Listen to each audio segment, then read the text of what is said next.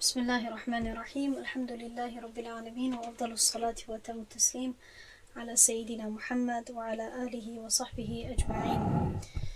باب قضاء الفوائت. باب در مورد قضا کردن نمازهای فوت شده. فوائت این جمعی کلمه فائته می باشد، یعنی که نمازی از دست رفته یا نمازی قضا شده، فوت شده. تمام این کلمه ها رو که من استفاده میکنم ترجمه همین کلمه می شود. امام شرمبولاری میگوید الترتیب بین الفائته والوقتیه و بین الفوائت مستحق. یکم قاعده ای که در اینجا با ما روشن میسازد. میگوید که رعایت کردن ترتیب بین نمازهای فائته یعنی قضا شده و بین نمازهای وقتینه یا وقتیه عربیش است، ما به تاجیکی میتونیم وقتینه بگوییم، یا نمازهای وقتی یا نمازهای فرضی. وقتی یعنی نمازی که در هر یک وقت فرض هست ادا کردنش، یعنی نمازی 5 وقته اینه. رعایت کردن ترتیب بین نمازهای قضا شده و بین نمازهای فرضی یا وقتی و این چنین یا همچنین بین خود نمازهای فوت شده، بین خود نمازهای قضایی. یعنی که چی انسان اگر در یک وقت خواهد که یک کم ترک یک چند رکعت نمازهای قضایی رو ادا کند و نمازی وقتینه رو هم خواند، باید بین این نمازها ترتیب رو رعایت کند.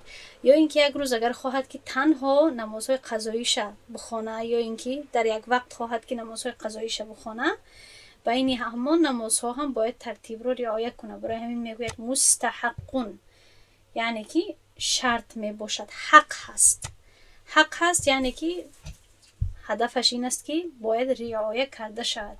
رعایت کردنش مستحق هست، حق هست، شرط هست. خب و یسقط باحد 3 اشیاء، یعنی که عموماً بالای هر یک نفری که نمازخوان هست، مکلف نماز هست، رعایت کردن ترتیب نمازها ضروری هست. اما شاید به شما سوال خلق شود که من همه وقت رعایت نمی کنم، یا اینکه من شخصانی را می دانم که همه وقت رعایت نمی کنند و نمازهای قضایی دارن از زندگی خود، اما یگان روزها مثلا نمازهای نو را از دست میدهند، همون نمازها را قضا میکنند، اما نمازهای قضاهای عمری را بگویم که قضا نمیکنند یا ترتیب را رعایت نمیکنند. مسئله آنها چی میشود؟ برای چی اکثر مردم از این واقف نیستند یا با خبر نیستند یا شاید رعایت نکنند؟ برای آن که رعایت کردن ترتیب سقط می شود یا اینکه ساقط می شود از ذمه نفر، از ذمه انسان، وقتی که یکی از این 3 چیز برابر شود یا پیش آید. یکم میگوید که و یسقط و ساقط می شود رعایت کردن ترتیب نمازها با یکی از این 3 چیزها. یکم ضیق الوقت المستحب فی الاصح، تنگ بودن وقت مستحبی، یعنی وقت مستحبی نمازی همون وقتی نه، طبقی قولی صحیح تر، یعنی در وقت نمازی که هستی اگر وقتش کم باشد، وقت مستحبش اگر کم مانده باشد، که وقت مستحبی نمازها رو معلقه گذاشتیم، برای اون که نماز رو در درونی وقت مستحب بخونی، انسان میتواند که ترتیب رو رعایت نکند. برای اون که اگر رعایت کند شاید که وقتش دیرتر شود. البته اگر وقتی کم مانده باشد برای وقت نماز، در این حالت هم آدم میتواند که ترتیب رو رعایت نکند. دوم و نسیان، فراموشی. اگر انسان فراموش کند در این حالت هم ترتیب ساقط می شود. اما برای این تفصیلات هست که در این درس دیرترک می آید. سوم و اذا صارت الفوائت 6 غیر الوتری، و وقتی که نمازهای فوت شده 6 و بیشتر شوند، یعنی 6 و زیادتر شوند بغیر از نماز ویتر، یعنی بغیر از حساب کردن نماز ویتر. نماز ویتر رو جدا حساب نمی کنیم، هم نماز ویتر رو با نماز عشاء حساب می کنیم. فإنه لا يعد مسقطا وإن لزم ترتیبه، چون که نماز ویتر همچون مسقط، همچون یعنی همچون قطع کننده ترتیب حساب نمی شود. یعنی که چون که نماز ویتر ترتیب رو ساقط نمی کند، یا اینکه بله ساقط نمی کند، نمی شکند، گرچه که ترتیب او رو رعایت کردن لازم هست. خب یعنی که اگر این رو نفهمیدید باکی نیست، همین قدر بفهمید که وقتی که نمازهای از دست رفته عددشون به 6 تا نماز رسد و زیادتر شود، از سبب کثرتی و زیاده بودن نمازهای فوت شده ترتیب از ذمه انسان ساقط می شود و می تواند که نمازهای قضایی خود را در وقتی، البته از همه جلد وقت بهترین هست، اما در وقت مناسب به ترتیب هم می تواند بخواند و دیرتر هم می تواند بخواند از نماز وقتی نش. ضروری نیست که پیش از نماز وقتی نش باید اینها رو پوره کند یا تمام اینها رو باید قضا کند. اما اگر 5 نماز و کمتر باشد، تا 5 نماز باید رعایت ترتیب رو بکند. برای همین فرض کنیم که یک کسی از وقتی بلاغتش همه وقت نمازهاش خواندگی باشد، یگان خیلی فائته نداشته باشد، نماز قضایی نداشته باشد. یک روز اگر در خواب ماند نماز فجرش قضا شود، ظهرش قضا شود، عصرش قضا شود، همین خیلی چی شد؟ 3 نماز قضا شد، درست؟ پس تا وقتی که تا 5 نماز بماند باید رعایت ترتیب رو بکند.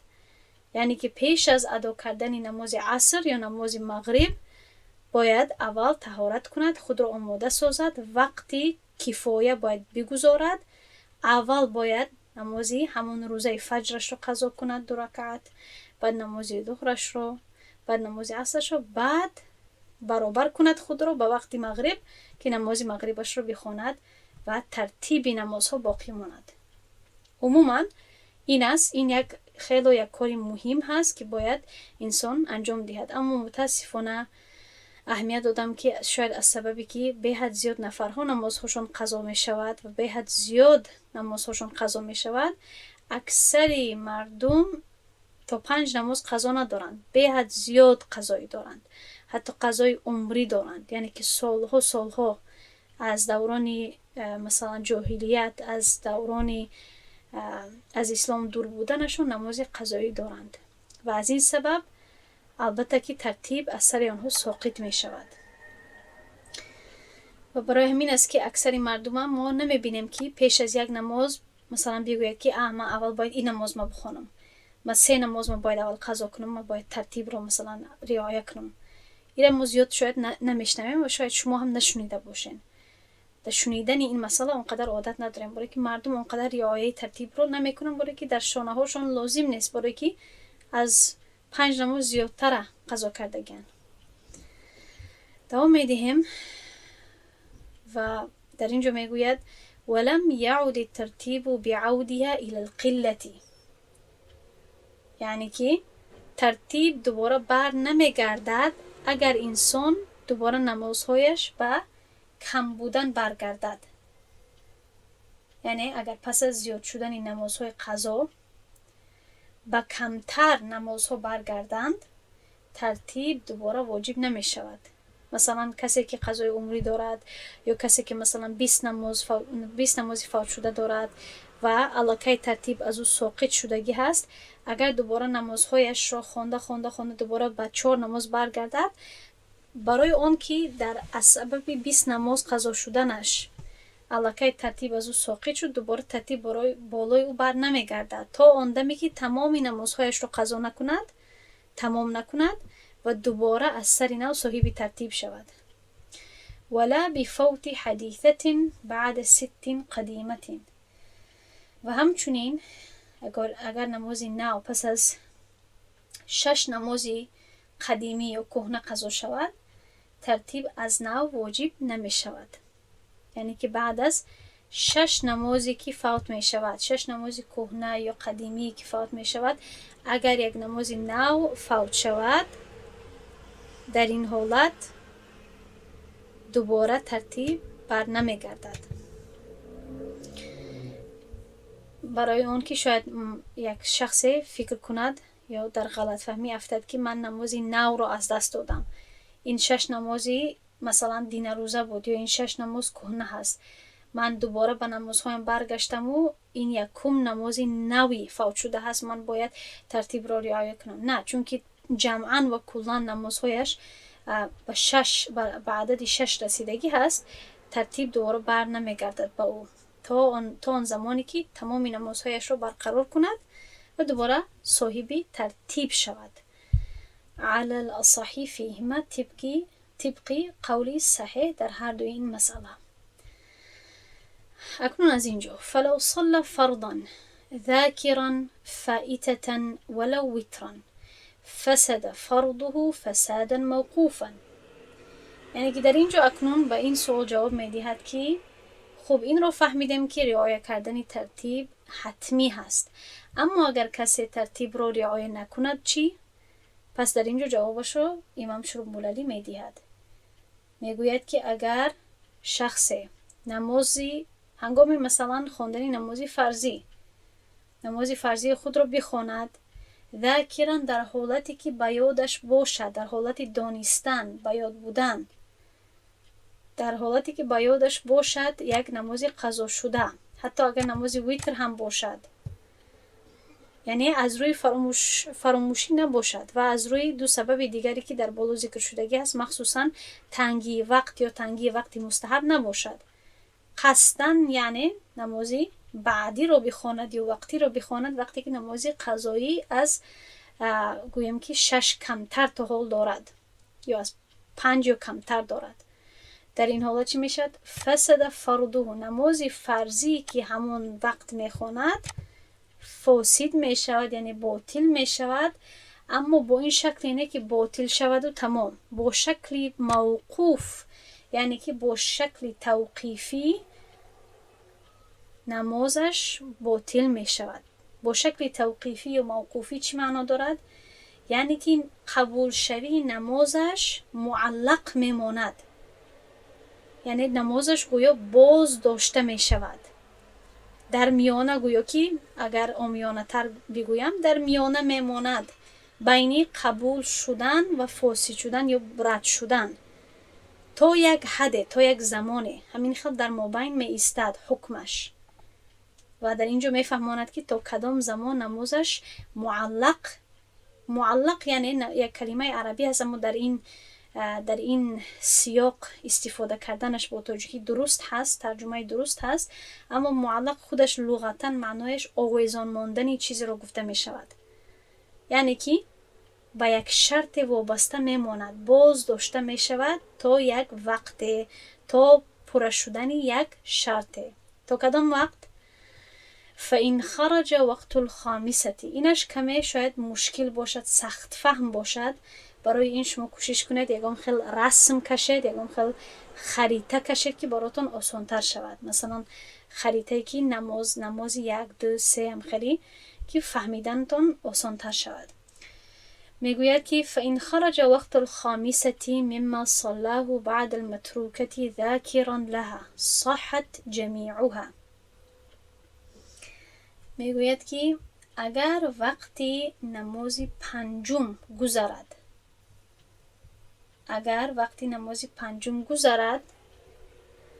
و شخص پس از آن قضای نماز قبلی را خواند، بخواند، همه نماز صحت جمیعها، همه نمازهای پیش از او درست می شوند، یعنی که فلا تبطلوا و باطل نمی شوند با قضا کردنی متروکه. خب به این می رسیم. تمام این نمازهایش معلق میماند یا باز داشته میماند، یا همین نماز فرضی وقتی نه که میخوان باز داشته میماند، در حالت باز داشته، تا آن زمانی که وقتی پنجم نماز گذرد از آن چیزی که خوانده بود بعد از متروکه، یعنی بعد از نماز ترک شده که در حالت دانسته او را ترک کرد.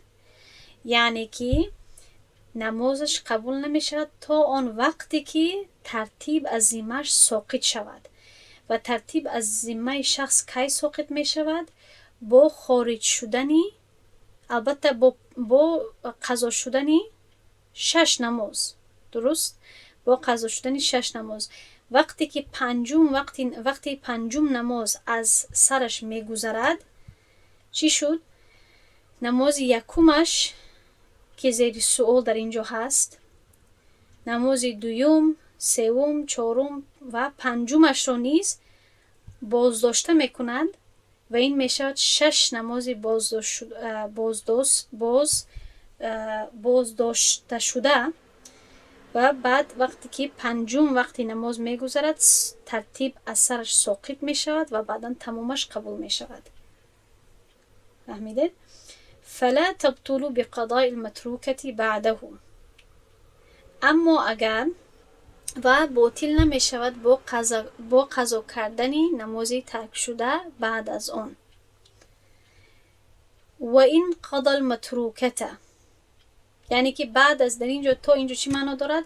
یعنی که وقتی که تا این حد رسد که نمازش رو چی کند؟ قضا کند، اما بعد از 5 نماز، وقتی پنجم نماز گذشتن یا بعد از 5 نماز، در این حالت چون که ترتیب از سرش ساقط می شود تمام این نمازهایش قبول می شود، تمام این نمازهایی که باز داشته شده بود. اما اگر این نمازی که اول ترک کرده بود و این قضا المتروکه قبل خروج وقت الخامسة بطل وصف ما صلاه متذكرا قبلها و صار نفلا. آن نمازی که، یعنی که اگر قضا کند نمازی ترک شده اش رو پیش از گذشتن پنجم وقتی نماز یا اینکه وقتی پنجم نماز، آن چیزی که خوانده بود در حالتی به یاد داشتن یا در حالتی دانستن، آن نمازی که صفتش چنین بود که در حالتی دانستن او را خواند، گرچه که به یادش بود که یک فائته داشت، یک نماز قضا شده الکی داشت، اما نمازی وقتینه را خواند با همین فکر که با همین علم و فهم که من یک نمازم باقی مانده است یا یک نمازم قضا شده است. آن چیزی که میخواند در حالتی دانستن پیش از او چی می شود؟ باطل می شود و همچون نفل حساب می شود. خب دیده در اینجا دو مسئله هست. هر دو این مسئله رو باید آهسته دوباره تکرار کنید و هر دو صحنه ها رو اگر خواهید کشید. اما این هر دو این مسئله ها با کدام قاعده وابسته هستند؟ اگر قاعده رو خوب بفهمید مسئله ها رو هم خوب خواهید فهمید، در فکرتون میشیند. قاعده ای که ما تحت هر دو این مسئله هست این است که اگر یک شخص نمازی وقتینه رو دوام دادن گیرد اما در ذمه‌اش یک نمازی فائته، یک نمازی فوت شده باشد، هر یک نمازی که میخواند باز داشته میشود، موقوف یا معلق در میانه میماند. اگر آن فائته‌ای که در اول فوت شدگی بود و در یادش بود اگر خواهد که او را قضا کند بالاخره، اگر بعد از 5 نمازی خواندگیش اگر قضا کنه درست می شود، چون که در این حالت چی شد؟ در این حالت یا بعد از خارج شدنی وقتی پنجم نماز اگر بخواند درست می شود، چون که ترتیب از او ساقط می شود. اما این را اگر پیش از خارج شدنی وقتی پنجم نماز اگر بخواند درست نمی شود و تمام نمازهایش از سببی که از 5 تا کمتر هست تمام نمازهایش باطل می شود. خب این رو خوب تمرکز کنید، انشاءالله خواهید فهمید. و اگر نفهمیدید باکی نیست، همون چیزی که میفهمید همون رو رعایت کنید. یعنی که هیچ وقت خود رو در حالتی نگذارید که اگر صاحب ترتیب باشید، یعنی تمام نمازهایتان رو خوانده باشید از اول تا همین، از اولی بلاغت تا حاضر، تمام نمازهایتان را اگر غالب گمانتان خواندگی باشید، هیچ وقت نماز بعدی را یا وقتینه را نخوانید پیش از ادا کردن قضا. و این کثرت الفوائت. خب اکنون این شاید زیادتر به شما و من، یعنی به اکثر مردم دخل داشته باشد. اگر نمازهای قضا شده اگر زیاد شوند یا زیاد باشند، یحتاج لتعیین کل صلات، انسان چی دارد؟ یعنی احتیاج دارد یا برایش ضروری هست که هر یک نماز رو تعیین کند، معین کند که این نماز، من فلان نماز را، یعنی فلان نماز رو میخونم و بعدا این نماز رو میخونم، اون نماز رو میخونم، باید معین کند. فإن أراد تسهيل الأمر عليه نوى أول ظهر عليه أو آخره مثلا. اگر خواهد که مسئله برایش آسان شود یا کار برایش آسان شود، نیت کند یکم ظهری که بر ذمه اوست یا آخرانش مثلا. یعنی اگر شخص قضای عمری داشته باشد، خیلی نمازهای قضایی زیاد داشته باشد، میتواند همین گونه نیت کند که خب هر یک روز اگر مثلا 5 نماز رو قضا اگر کند، میتواند این خیلی نیت کند که خب یکم فجر که بر ذمه هم هست، این گونه نیت کند. بعد از قضای فجر رو خواندن، بعد یکم ظهری که بر ذمه من هست در عمرم، همین خیلی نیت کند. نیتی کم عمومی اگر باشد هیچ گپ ندارد و این تعیین، این معین کردن قبول می شود. وكذا الصوم من رمضانين على أحد تصحيحين مختلفين. همچنین اگر از 2 یا بیشتر رمضان ها روزه بر ذمه‌اش باشد، در اینجا 2 رمضان را همچنین مثال پیش کرده است که و همچنین روزه 2 رمضان طبق یک قولی، طبق یکی از 2 قولی که تصحیح شدگی هستند، تصدیق شدگی هستند. خب یعنی که اگر شخصی از 2 یا حتی بیشتر رمضان ها اگر روزه هایش قضا شدگی باشند، یا قضا نه اما نخواندگی باشه، یعنی قضا باید بکند، در این حالت نیت میکند که من یکم مثلا روزه رمضانی که در ذمه‌ام هست از اولین رمضانی که مثلا روزه نگرفته بودم. چون که روزه های رمضان چطوری که میدانید انسان میتواند که بر اساس عذر ترک کند و باید که قضا کند. خب روزه های رمضان چی بیمار باشد نتواند، یا چی مثلا عذر داشته باشد، در این حالت یا قصدن یعنی باید قضا کند. البته قصدی باشد کفاره و غیره، در اینجا باید یعنی رعایت کرده شود، اما همین گونه میتواند نیت کند. و اگر نداند مثلا عنیق که کدام سال و کدام ماه بود، مثلا خیلی ماهش میتواند رمضان یکم، دوم، سوم همین خیلی نیت کند، اما اگر نداند سالش رو و غیره. و این کان من رمضان واحد لا يحتاج لتعیین. اگر تنها یک رمضان بر ذمه‌اش همچون قضا باقی مانده باشد، بعد تعیین کردن و معین کردن تاریخش نیاز ندارد، برای آنکه تنها یعنی هر روزه که میگیرد با همون یکم روزه حساب میشود و همین خیلی پایان آمدن میگیرد. و یعذر من اسلم بدار الحرب بجهله الشرائع. این اخیرا مسئله متفرقه هست که آنقدر دخل ندارد به این باب، اما میگوید که و این البته دخل دارد اما این زیادتر به چندین ابواب فقهی دخل دارد.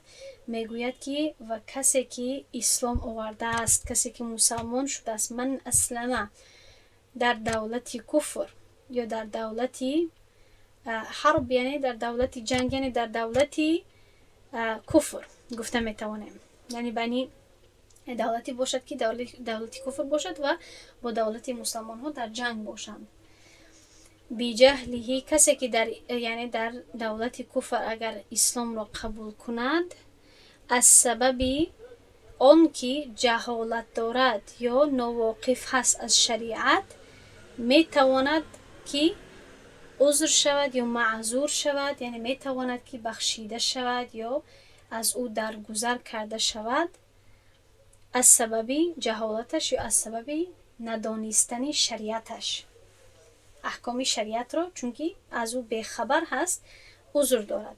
اما این در زمان ما شاید که هیچ موجود نباشد، یکم خیلی دولت کفری که شخص نواقف ماند، چون که ما شبکه های اینترنتی داریم، همگی قریب تلفن دارد، کتاب ها موجود هست و در اکثری حتی دولت های کفر هم، یعنی دولت کفر اگر باشد، چون که اکثری دولت ها دموکراسی هستند، اما در اکثر این دولت هایی که خیلی این قدرش انیق هست که مسلمان نیستن یا دولت اسلامی نیست، یعنی آزادی خواندن درباره دیگر دین ها یا درباره دین اسلام کتاب ها و دیگر مواد ها موجود هست. پس در این زمان ما قریب که کسی عذر ندارد و معذور هم حساب نمی شود. ادامه می دهیم به این باب دیگر. این رو هم انشاءالله بود میکنیم همین روز. باب ادراک الفریضتی.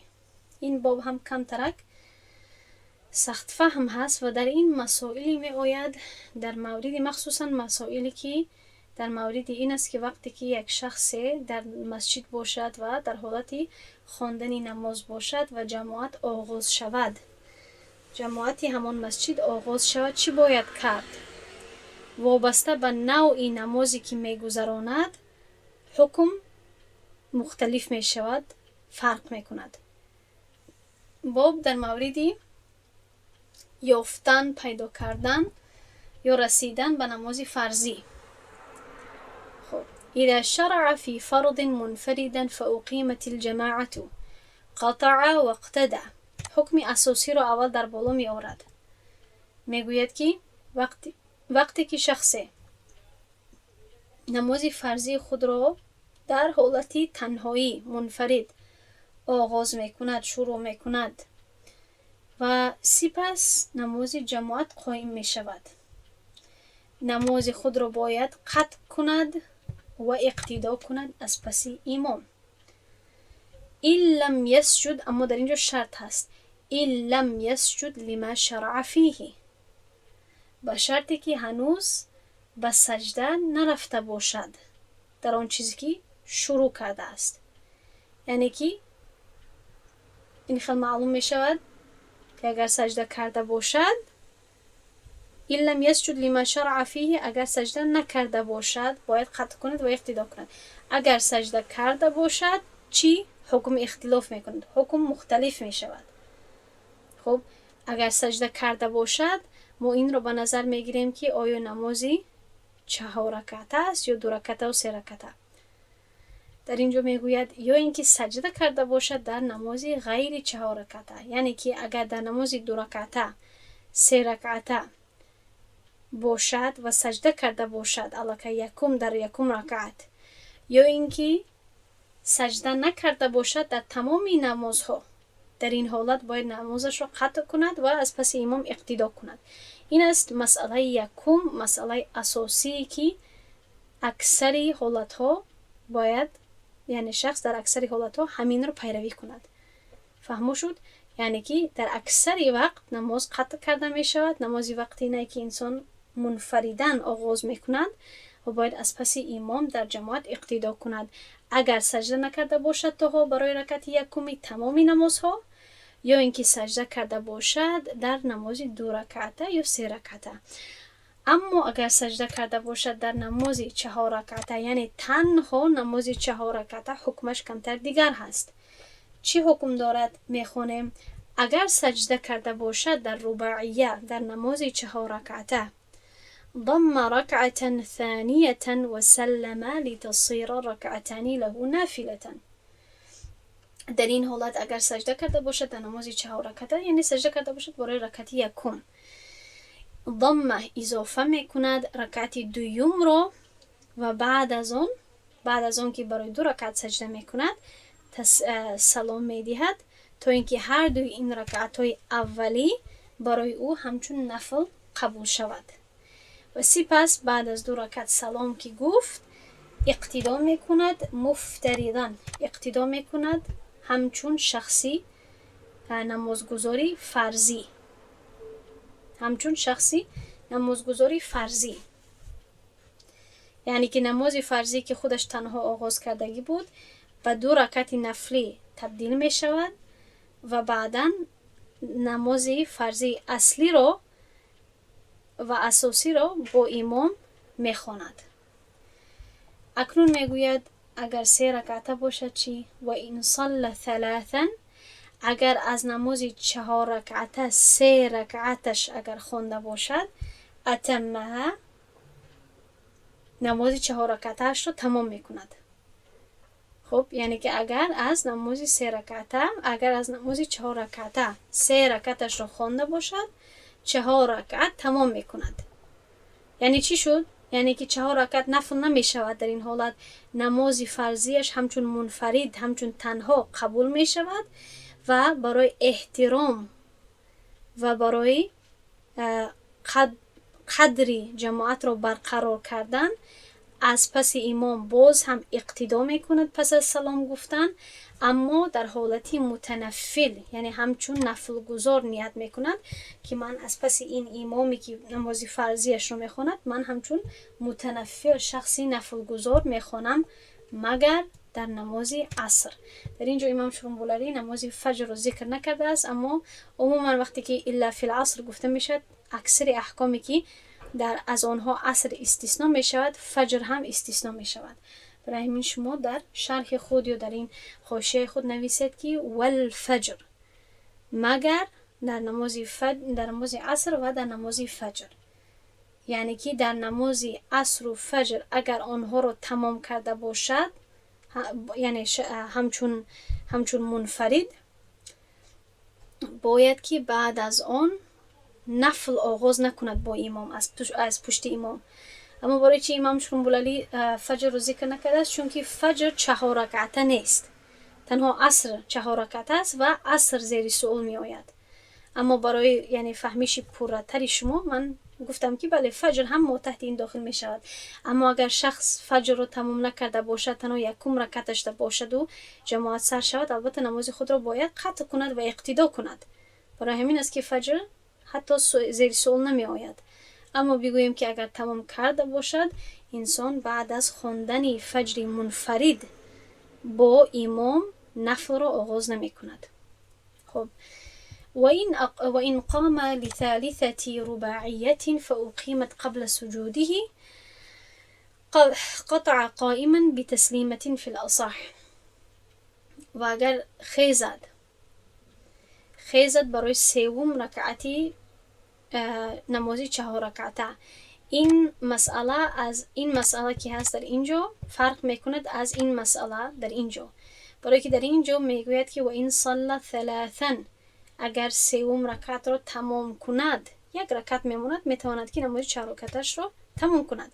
اما در اینجا میگوید که اگر برای 3 رکعت خیزد از نماز 4 رکعته و بعد نمازی جماعت قائم شود پیش از سجده کردنش، یعنی پیش از سجده کردن رکعتی 3، چون که باید داشته باشید هر وقتی که ما به سجده می رویم همون رکعه گویا که بود می شود یا اینکه پوره حساب می شود. یعنی که پیش از آن که قید کند 3 رکعت رو، اگر نمازی جماعت با جماعت، نمازی که حاضر خودش میخواند تنها، اگر با جماعت قائم شود، مثلا فکر کرده بود یا غلط فهمی افتید که نمازی جماعت الکی بود شدگی و گفت که خیلی من خودم تنها میخوانم منفردن، اما بعد در وقتی خواندنش جماعت قائم شود، در این حالت نماز جماعت رو مخصوصا مردم باید ادراک کنند، باید دریافت کنند.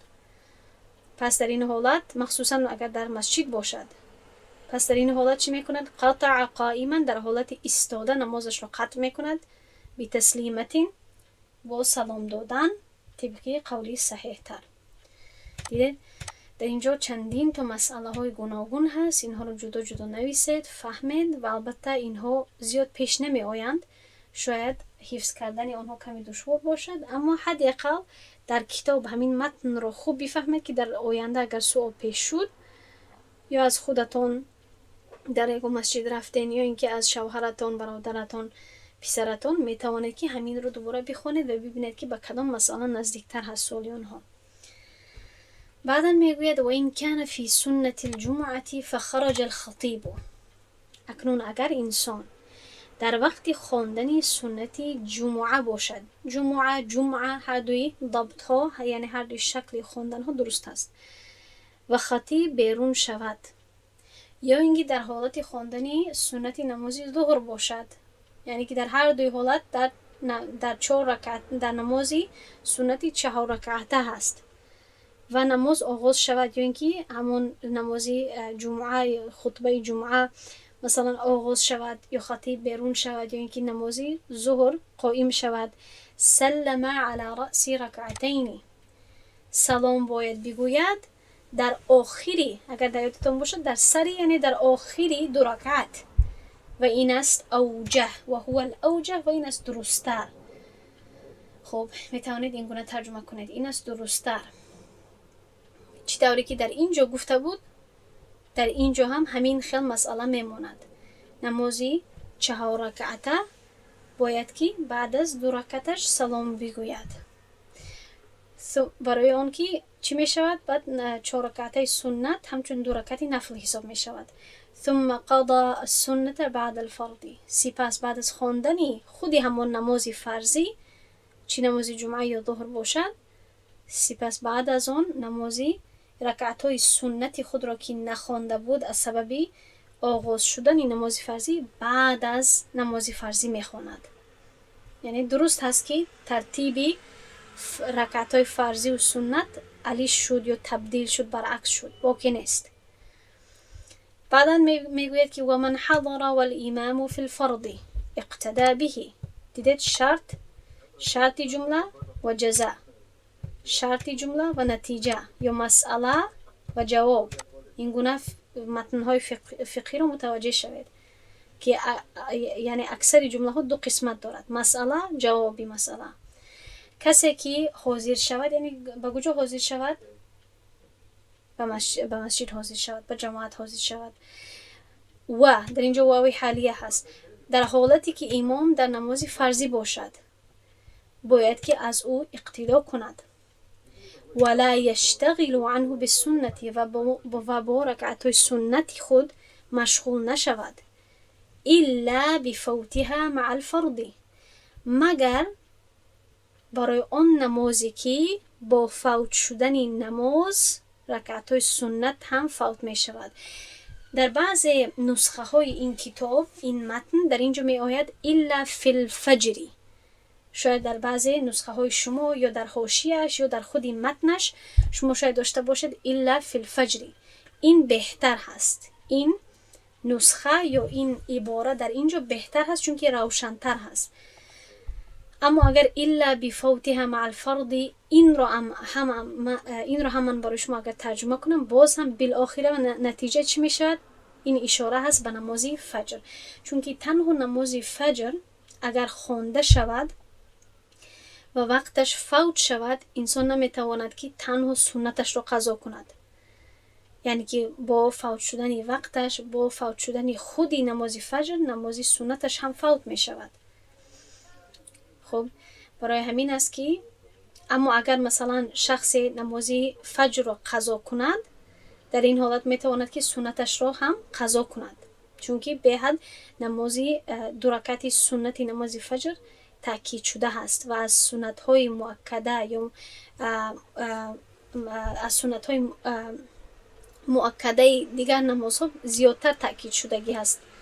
خب الا فی الفجر، مگر در نماز فجر، یعنی که در نماز فجر، چون که نماز فجر فرضش در جماعت دراز کرده می شود و سوره های دراز عموما خوانده می شود، اگر شخص تواند که اولا 2 رکعتی سنتش را بخواند، میتواند که زود 2 رکعتی سنت فجرش را بخواند و بعدا در جماعت نماز فجر داخل شود، چون که مهلت دارد، وقت دارد و امکانیتش هست. و قضا السنة التي قبل، و در اینجا مسئله از فجر دیگر هست، میگوید که و در مورد ظهر نماز پیشین قضا میکند سنتی که پیش از نماز ظهر هست در وقتش قبل شفعه، پیش از سنتی 2 رکعتش. یعنی چی؟ اگر کسی به مسجد داخل شود، مثلا دیر کرده باشد، به مسجد که داخل شود ببیند که نماز ظهر الکی یعنی جماعتش قایم شده است، یعنی که 4 فرض رو میخوانند.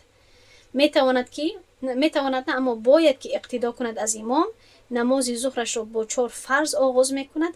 بعد از خواندن 4 فرضش با جماعت 4 سنت رو پیش از 2 سنتش میخواند.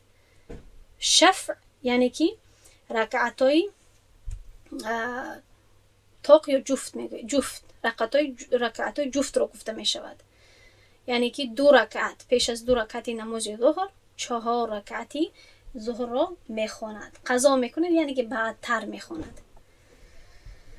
ولم یصلی الظهر جماعتا بادراک. اکنون از اینجا در مورد کم ترک دیگر چیز گپ میزند. میگوید که با دریافت کردن چند رکعت مرد یا شخص همچون دریافت کننده جماعت حساب می شود و ثواب جماعت را می گیرد. چند رکعت باید دریافت کند؟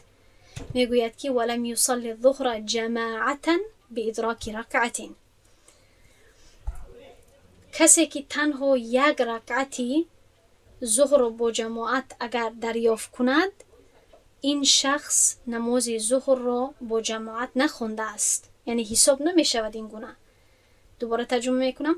و نخوانده است نماز ظهر را همچون جماعت با دریافت کردنی تنها 1 رکعت، یعنی در قوسک در جماعت، یعنی این خیلی کم هست. بل ادرک فضلها، اما فضیلت و فایده های جماعت را دریافت کرده است، گویم که حاصل کرده است. یعنی که ثواب نماز جماعت ظهر را حاصل نمی کند، اما فایده و فضیلتش را حاصل می کند. و اختلف فی مدرک الثلاث، و علما اختلاف دارند، یعنی هر دوی قول مثبت و منفی موجود هست در مسئله شخصی که 3 رکعتی نمازی 4 رکعت را دریافت می کند. یعنی اکثر علما میگویند که 3 رکعت چون که اکثرش هست، یعنی 3 از 4 حصه زیاده هست، کسی که 3 رکعت حدی اقل از 4 رکعت دریافت کند ثواب جماعت رو میگیرد. خب و همین خیلی علما اختلاف دارند در موردی کسی که 2 رکعت از 3 رکعت از نماز 3 رکعت رو دریافت کند. و اکثر علما هم بر همین قول هستند که کسی که 2 رکعتی نماز 3 رکعت رو دریافت کند ثواب جماعت رو میگیرد، چون که اکثرش هست، حصه زیادهش هست. و همین که حصه کمتر شد، البته در این مسئله می افتد که کسی که 1 یا 2 رکعتی نماز 4 رکعت رو اگر دریافت کند حساب نمی شود همچون شخصی که حاصل کرده ثواب جماعت رو. خب اما فضلش رو یا فضیلتش رو دریافت کرده است. و بعدا میگوید و یتطوع قبل الفرض این امین فوت الوقتی. و شخص میتواند نماز نفلی بخواند پیش از نماز فرضی اگر از فوت شدن وقت نماز در امان باشد، یعنی که اگر مطمئن باشد که وقت نماز نمیگذرد، و الا و اگر نه. چی معنی؟ یعنی که اگر وقت نماز کم باشد، در این حالت نماز نفلی باید نخواند. و من ادرک امامه راکعا، و کسی که امامش را دریابد یا دریافت کند، پیدا کند، یا بعد در حالت رکوع کردن. خب یک شخص به مسجد می آید، شما به مسجد می دارید که همگی در حالت رکوع کردن هست، یعنی امام در حالت رکوع کردن است. و بعدا کبر و وقف حتی رفع الامام رأسه، تکبیر می گوید و همین خل و وقف می ایستد تا آن وقتی که امام دوباره سمع الله لمن حمیده می گوید، یعنی سر خود را بلند می کند. لم یدرک الرکعه، این شخص همچون شخصی دریافت کننده همان رکعت حساب نمی شود. یک بار دیگر تکرار می کنم. و کسی که دریافت کند، پیدا کند امامش را در حالت رکوع کردن، سپس تکبیر گوید و ایستد تا آن وقتی که امام سرش را بلند کند، یعنی بر رکوع نرود، منتظر شود که امام برگردد، سرش را بلند کند، بالا کند، رکعت را دریافت نکرده است. یعنی این در ذمه‌اش قضا هست، باید بعد از تمام کردن امام باید که این رکعت را ادا کند، اضافه کند. و این رکع، اکنون یک مسئله دیگر میگوید که و شخصی که رکوع کند قبل شخصی که رکوع کند پیش از آن که امامش، خب من این رو بخونم اول. و این رکع قبل امامه بعد قراءت الامام ما تجوز به الصلاة. و اگر شخص، در اینجا مسئله این است که اگر شخصی پیش از امامش رکوع کند، یعنی با امامش نماز را آغاز کرد، همه چیز یعنی برابر هست، خوب پیش می رود، اما در یک وقت چی می کند؟ پیش از آن که امام تمام کند قرائتش را، این شخص با رکوع می رود. امام تا حال با رکوع نرفته است. آیا نمازش درست هست؟ آیا رکعتش حساب می شود یا نه؟ در اینجا دو شرط هست. اگر هر دوی این شرط ها پورا شود، رکعتش قبول می شود، گرچه که از امام پیش رفتن این مکروه تحریمی هست. دو شرط کدام هست؟ بعد قراءت الامام ما تجوز به الصلاة. اگر بعد از قرائت کردن امام آن چیزی که با اون نماز جایز می گردد باشد، و از همه قدری کمترینی که با اون نماز جایز می شود کدام قدر هست؟ یک آیتی دراز یا 3 آیتی کوتاه. یعنی که البته وقتی ما به نماز داخل میشیم، یگان امام یعنی 3 آیت تنها نمیخواند، یک آیتی دراز نمیخواند، یعنی با مقدار قلیل یا حد اقل قرائت نمیکنند، پورا سوره قرائت میکنند. همین خیلی نیست. پس کسی اگر در حالت اقتدا کردن باشد و همین که امام 3 آیتی کوتاه را تمام کند، با رکوع رود، یعنی که برای حد اقل قرائت با امام موجود بود، با امام اقتدا کرد، اما بعد از این با رکوع رفت. این شرط یکم. و شرط دوم این است که فادرکه امامه فیه، در حالت رکوع بود و امامش هم بعد از یک چند آیت دیگر یا شاید بعد از 1 یا 2 آیت امام هم با رکوع رفت و امام او را پیدا کرد در آن، یعنی در رکوع. در اینجا نویسید هی برمیگرده به الرکوع، و امام با او شد یا با او همراه شد در رکوع، صحیح می شود این رکعتش و صحیح می شود نمازش. برای چی؟ برای آن که مقتدی با امامش رکن قرائت رو هم دریافت کرد و امام او را، یعنی که یعنی مقتدی با امام در حالتی رکوع کردن هم بود، گرچه که مقتدی کمترک پیشتر رکوع کرد.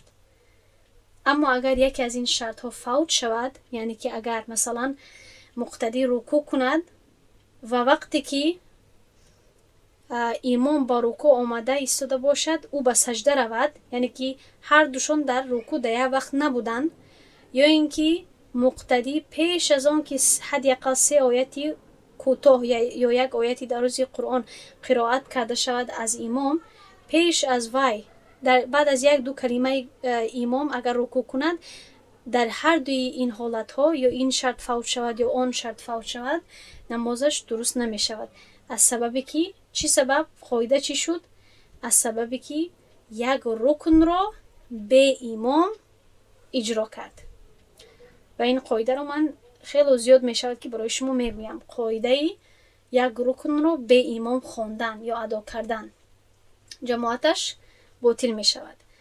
و الا لا، و اگر نه، یعنی که و اگر یکی از این 2 شرط پورا نشود یا هر دوی این شرط ها نه، یعنی که صح لا تصح. فهمیدین؟ خب آخرین قسمت این قسمت است انشالله 1-2 دقیقه دیگر. و کریه خروجه من مسجد، این قسمت آخرین درباره برآمدن از مسجد است وقتی که اذان داده شود. مثلا به مسجد آمد، در بیرون بودید، به مسجد آمدید، نماز خود را خواندید در آخر یک وقت نماز و اکنون دوباره میخواین که برگردید به مثلا کارتان، یکم کاری ضروری دارید، یکم پیش دکتر، یکم پیش دیدن یکم بیمار، یکم کار مثلا دارید، دور هستید از خانه خود، میخواهید دوباره برایید، نمازی وقتینه خود را خواندید، اما همین که و کمک مثلا شیشتید در همون جا، ذکر و اذکار کردید و غیره. همین که میخواهید برآیید وقتی نمازی نو شد، از آن داده شد، چی باید کرد؟ آیا شما حق دارید که برآیید؟ آیا گناهگار میشوید؟ آیا به احترامی هست؟ چی هست حکمش؟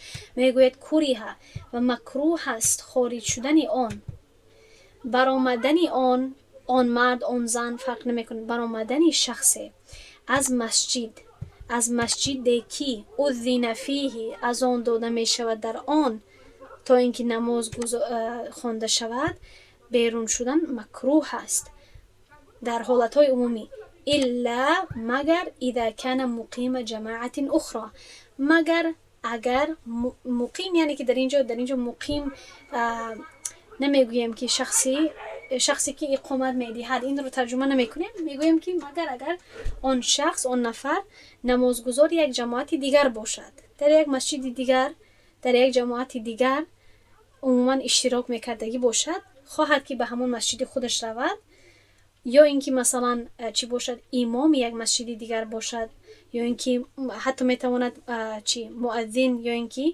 مقیم یعنی اقامت گوینده یک مسجد دیگر باشد. این عذرها یعنی روا هست و عذرهای معقول هست، اینها باکی ندارد، میتواند و کراهت هم ندارد. و این خرج بعد صلاته، خب تا اینجا چی شد؟ عموما مکروه هست به غیر از این حالت ها، و حتی اگر حالت ضروری هم باشد کراهت دور می شود. مثلا اگر زنی باشد با یک کاری یعنی مهم برآمده باشد و زود آمده به مسجد نمازش رو خواند، دوباره باید برگردد به خانه اش رود و غیره. زنی باشد، بر زنها البته نماز جماعت ضروری نیست، و این چنین، یا اینکه مرد باشد و یک سببی داشته باشد، یک بیماری داشته باشد، یک حالتی هیجان، حالتی یعنی سختی، در حالتی سختی باشد، تمام اینها کراهت را دور میکند. و این خرج بعد صلاته منفردا لا یکره، باید لا یکره باشد، در اینجا در فعل تنوین نمی آید. و اگر خارج شود بعد از خواندن نمازش تنها، یعنی اگر نماز در آید به مسجد، فکر کرده باشد که نماز الکی با جماعت تمام شدگی هست، ساعت و وقت رو دیده باشد، از یگان کس پرسیدگی باشد و آن شخص هم در غلط فهمی باشد، در این حالت نماز خود را اگر منفرداً تنها تا اگر خوانده باشد و خواهد که برآید، در این حالت کراهت ندارد. باز هم یک حالت استثنایی، الا اذا اقیمت الجماعه قبل خروجه فی الظهر والعشاء، مگر اگر نماز جماعت پیش از برآمدنش قائم شود در نماز ظهر و عشاء. برای چی در نماز ظهر و عشاء؟ برای که ظهر 4 رکعت دارد، عشاء 4 رکعت دارد. برای چی نماز فجر نه؟ برای که نماز فجر 2 رکعت دارد، نماز مغرب 3 رکعت دارد. و برای چی نماز عصر نه؟ برای که بعد از نماز عصر خواندن نفل درست نیست. برای همین تنها این دو نماز را پیش میکند. میگوید که مگر اگر پیش از آن که برآید نماز عشاء یا اینکه ظهر قائم شود، برای احترام مسجد، برای احترام جماعت و البته برای دریافت فضیلت، باید که همچون نیت کند متنفل، یعنی نیت نفل کند و در هر دوی این جماعت ها اقتدا کند با نیت نماز خواندنی، نماز نفل، چون که البته نمازی فرضی خود را خواندگی هست. خب و بعدا میگوید ولا یصلی بعد صلات مثلها. خب عباره خرد هست اما به حد یعنی مهم هست. یگان وقت یصلی، هیچگاه نماز به مانند آن خوانده نمی شود. هیچ وقت بعد از یک نماز به مانند آن خوانده نمی شود. یصلی در حالت مجهول هست، یعنی فرق نمی کند کی، فاعلش در اینجا محذوف هست، یعنی فاعلش رو فرق نمی کند کیست. هیچ وقت نماز عموما، یعنی همچون قاعده میگوید هیچ وقت بعد از نماز به مانند همان نمازی که خوانده شده است به مانند او دوباره خوانده نمی شود. و علما در این یعنی اختلاف دارند و این رو میفهمونند علمای فقها که این چی معنا دارد. بعضی میگویند که یک نماز فرضی رو 2 بار انسان نمیتواند بخواند برای بیشتر ثواب حاصل کردن. بعضی علما میگویند که نه، بر اساس شک، شبهه، یا اینکه من میخواهم نماز فرضیم رو بهتر یک بار دیگر بخوانم، بار یکم اونقدر خشوع و توجه هم نبود، بار دوم میخواهم بخوانم بهتر کنم نمازم رو، این رو در نظر دارد. این درست نیست، چون که انسان اگر این گونه عادت پیدا کند شیطان این رو استفاده میکند تا اینکه او را به او خلل رساند و به او شک و شبهات را زیادتر اندازد. در وقتی خواندن نمازش بعد هر چیز رو وسوسه میکند که نمازت خوب نشد، نمازت کمبودی دارد، نمازت رو دوباره بخوان و انسان در حالتی پریشانی و وسوسه گرفتار میشود و هر یک نمازش رو بعد چی میکند؟ میخواهد که دوباره بخواند یا به هر نمازش بعد شک میکند. علما این گونه یعنی تفصیلات یا اینکه شرح ها دادگی هستن برای این عباره.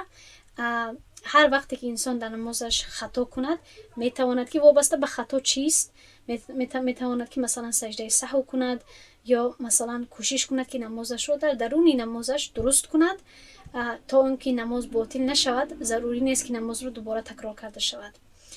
خب والله تعالی اعلم. در همین جا انشاءالله درس ما به پایان میرسد. انشاءالله از شما خواهش میکنم که این دو باب را به حد خوب با فکر و با توجه اینها رو تکرار کنید.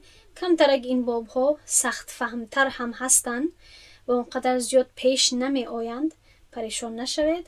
تا قدر امکانتون فهمید. اگر نفهمیدید باکی نیست، همه باب آسان نیست. انشاءالله آماده باشید برای درسی آینده. سجود و سهو شاید این باب برای شما مفیدتر و فهمتر شود. السلام علیکم و رحمت الله و برکاته.